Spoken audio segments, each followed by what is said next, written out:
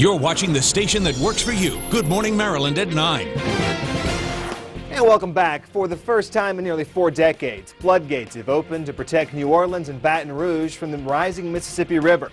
Now, as the floodgates opened, acres of farmland were drowned, ruining crops and even threatening sinking homes and bringing those underwater. You can see the devastation from this helicopter view that was taken over the spillway. Lots of towns in Louisiana's Cajun country are now empty after everyone has now left for higher ground. Now, during the floods, we've been telling you numerous stories of homes being evacuated, families displaced, and property all but gone. But there's one man in Arkansas, Russell Petty. He took a different approach to this matter. With those rising floodwaters across the Delta, he built a moat and a sandbag levee protecting himself and his home. He joins us live by phone this morning. And Russell, we're going to be showing you some of the video of what exactly it was you did in Duval's Bluff, just off the banks of the White River. Good morning to you. Good morning. Where did the idea for this come from? Because it looks like when we're seeing the video of this, it seems like a pretty extreme measure. Yeah, it was very extreme, but the idea come from just some different people in the area trying the same thing that we did. How long did it take? Well, start to finish, we worked on this about 8 days. 8 days. Now, as I understand, the waters have begun to recede right now off the White River there in Duval's Bluff. Was the home damaged at all? No, sir, the home was saved in every aspect. We didn't lose anything. Now, what were the implements used to dig this moat and then in turn create this dirt wall and sand levee? Because we're seeing some of the images of people bringing sandbags, but again, this looks like a pretty involved process.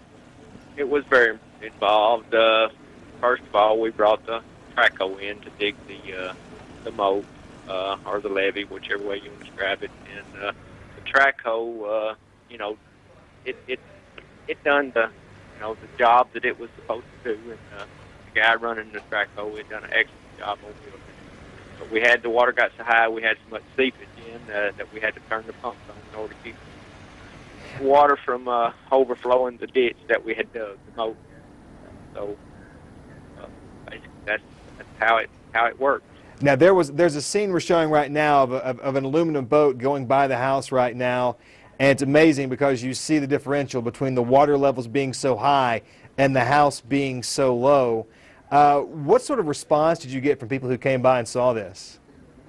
Well, just overwhelming. Everybody was just, at all, basically. But we, the boats, what they were doing was actually bringing the sandbags in order to, we were making the sandbags probably about a half a mile up the road on high ground.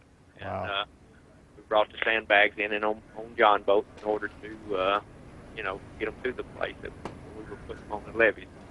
All right, Russell Petty from Duval's Bluff, Arkansas. I want to thank you so much for the time. The video of this, what we've seen this morning, is absolutely fascinating. Sir, thank you for the time. Thank you. Bye-bye. All right, now as a footnote to that, Megan, as we go back into you, he and his family have since moved back into the house.